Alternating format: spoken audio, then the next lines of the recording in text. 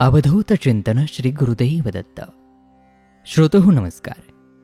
आपण श्रवण करत आहात श्री गुरुचरित्रामृत यामधील अध्याय 37.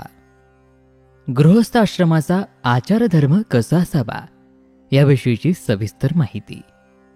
चला या दिव्य अशा ज्ञानामृताला ग्रहण करूयात, श्रवण करूयात श्री गुरुचरित्र, श्री गुरूंची दिव्यवाणी. श्री गुरु नरसिंह सरस्वतींना एका ब्राह्मणाने आदर्श जीवन कसे जगावे आणि गृहस्थाश्रमातील कोणता आचारधर्म निष्ठापूर्वक पालन केल्याने मनुष्याच्या सर्व इच्छा पूर्ण होतात असा प्रश्न विचारला. त्यावर श्रीगुरूंनी जे उत्तर सांगितले तेच या अध्यायामध्ये आपण पाहूयात. नामधारकाने सिद्धयोग्यांना पुढील कथेविषयी विचारले. तो म्हणाला, मग पुढे काय झाले? त्या ब्राह्मणाला श्रीगुरूंनी काय सांगितले? त्याला त्यांनी कोणता उपदेश केला? नामधारकाने असे विचारले असता सिद्धयोगी त्याला म्हणाले, श्रीगुरु म्हणजे प्रत्यक्ष नारायणाचा सगुण अवतार. त्यांनी एका पतिताला ज्ञानी करून त्याला वेद म्हणायला लावले होते. त्यांना अगम्य असं काहीच नाही. त्रयमूर्तीचा अवतार, भक्तजनांचा कल्पवृक्ष अशा त्या श्रीगुरूंनी गृहस्थाश्रमामध्ये आपले आचरण कसे ठेवावे, कोणता आचारधर्म पाळावा, काय करावे, काय करू नये ते सविस्तर सांगितले. श्रीगुरूंनी त्याला सांगितलेला तो आचारधर्म मी तुला सांगतो असे म्हणून सिद्धयोगी नामधारकाला तो आचारधर्म सांगू लागले. ते म्हणाले, लक्षपूर्वक ऐक. गृहस्थाने अग्निहोत्रासाठी लाकडे, तीळ, कृष्णाजीन इत्यादींचा सदैव संग्रह करावा. घरी पोपट, सारस पक्षी पाळावेत. सर्व पातकांचा नाश करणारी गाय पाळावी. आता देवपूजेचे विधान सांगतो. घर सदैव झाडून स्वच्छ ठेवावे. देवापुढे सुंदर रांगोळ्या काढाव्यात. यथाशास्त्र सर्व पूजेचे साहित्य ठेवावे. त्रिकाल देवपूजा करावी. त्रिकाल शक्य झाले नाही तर निदान प्रातःकाळी तरी पूजा करावी. प्रातःकाळी न जमल्यास मध्यान्हकाळी पूजा करावी. संध्याकाळी समंत्रक देवाला फुले वाहावीत. ब्राह्मण कुळामध्ये जन्माला येऊनही जो देवपूजा करत नाही, वैश्वदेव करत नाही, त्याला यमयातना भोगाव्या लागतात. उदक, अग्नी, मानस, सूर्य, स्थंडिलस्थ प्रतिमा, यज्ञ, धेनू, ब्राह्मण, गुरु यांची पूजा करावी. आपल्या गुरुची मानसपूजा केली असता त्रयमूर्ती भगवान प्रसन्न होतात. पूजकाला चारी पुरुषार्थांची प्राप्ती होते. षोडशोपचार पूजा करावी. पूजा करताना वैदिक किंवा पौराणिक मंत्र म्हणावेत. देवापुढे दीप प्रज्वलित करावा. देवांवरील निर्माल्य काढून ते नैऋत्य दिशेला ठेवावे. प्रथम शंख, घंटा यांची पूजा करावी. त्यानंतर देवांची पूजा करावी. पूजेला प्रारंभ करण्यापूर्वी प्राणायाम करावा. न्यास करावेत. गायत्री मंत्र म्हणावे. त्यानंतर मग ज्या देवतेची पूजा करायची आहे त्या देवतेचे ध्यान पुरुष सूक्तातील 16 ऋचांचा उच्चार करून देवाला पाद्य, अर्घ्य इत्यादी 16 उपचार अर्पण करावेत. यालाच षोडशोपचार पूजा असे म्हणतात.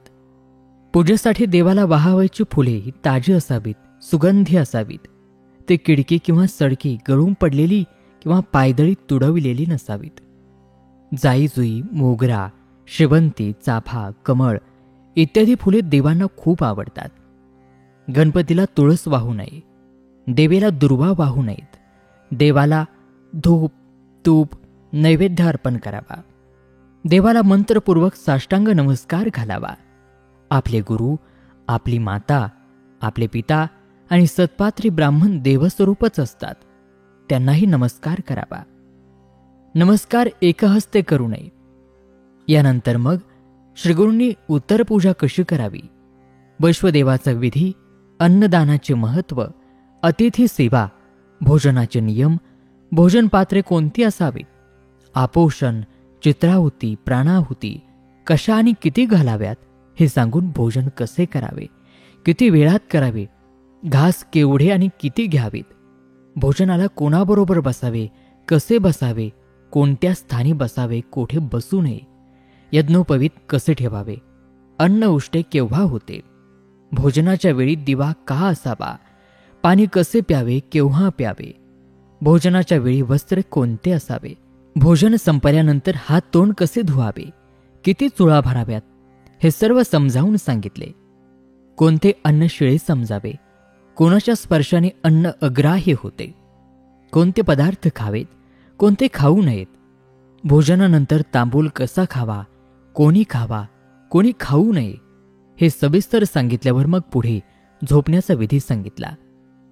कोणत्या लाकडाची खाट असावी, कोठे झोपावे, कोठे झोपू नये, झोपताना कोणत्या दिशेला पाय असावेत, रात्री झोपण्यापूर्वी कोणती स्तोत्र म्हणावीत, हे सर्व सांगून स्त्री संग केव्हा करावा, केव्हा करू नये, स्त्री संगाच्या वेळी पतिपत्नीच्या मनस्थितीचा गर्भावर काय परिणाम होतो, इत्यादी सूक्ष्म विचारही श्रीगुरूंनी सांगितले.